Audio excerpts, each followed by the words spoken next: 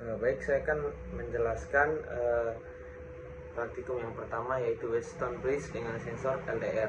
Jadi ada komponen-komponen yang digunakan, ada 3 resistor 10 kilo ohm, ada satu sensor LDR. Nah, bisa kita lihat pada gambar, kita menghubungkan 3 resistor dan juga satu LDR menjadi sebuah bridge. Nah, bisa kita lihat di sini. Lalu kita menghubungkan antara R1 dan R2 itu ke negatifnya voltmeter, antara R3 dan LDR itu ke positif voltmeter, sedangkan antara R1 dan LDR itu ke sumber tegangan, dan juga antara R2 dan R3 itu ke sumber tegangan. Di sini suruhannya yaitu kita mengganti intensitas cahayanya menjadi 100 lux, 500 lux, dan 1000 lux. Dan kita akan melihat perubahannya pada voltmeter, perubahan tegangannya pada voltmeter. Oke, yang pertama pada intensitas cahaya 100 lux. Di sini bisa kita lihat pada intensitas cahaya 100 lux, Vout-nya atau tegangan outputnya itu 1,52 volt. Berikutnya pada intensitas cahaya 500 lux. Nah, bisa kita lihat perubahannya pada intensitas cahaya 500 lux, tegangan atau V outputnya itu bertambah, yaitu menjadi 2,21 volt.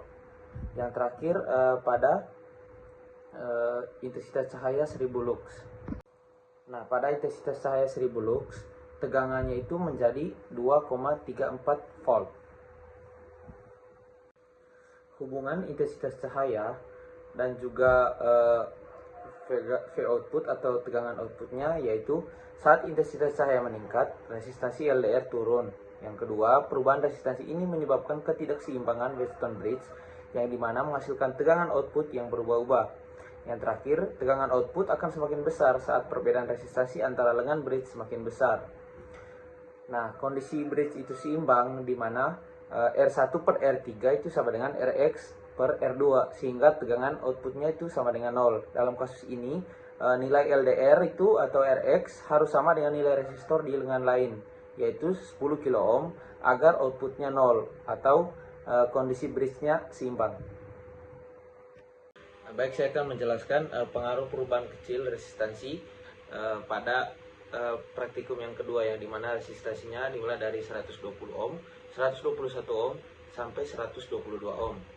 Nah, pada intinya perubahan peningkatan 1 ohm ini membuat perubahan tegangan jembatan yang awalnya bisa kita lihat pada proteus di samping, yang ketika pada awalnya 120 ohm, dia tegangannya itu menjadi 0,83. Nah, ketika dinaikkan menjadi 121,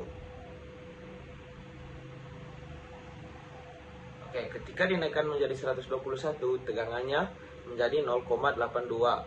Dan begitupun ketika dinaikkan menjadi 122 ohm, tegangannya menjadi 0,81. Nah, berikutnya mengapa penguat diferensial penting untuk strain gauge. Yang pertama, memberi sinyal sangat kecil.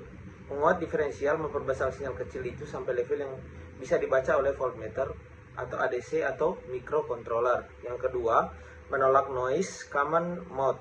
Kalau ada gangguan yang masuk ke kedua kaki bridge, misalnya kebisingan dari satu, amplifier diferensial hanya mengeluarkan selisih antara dua input. Yang ketiga, bisa mengatur gain presisi. Pakai pasangan resistor yang pas, RF per R1 sama dengan RG per R2. Di praktikum ini, R1-nya sama dengan R2, yaitu 10 kilo, sedangkan RF sama dengan RG-nya sama dengan 100 kilo.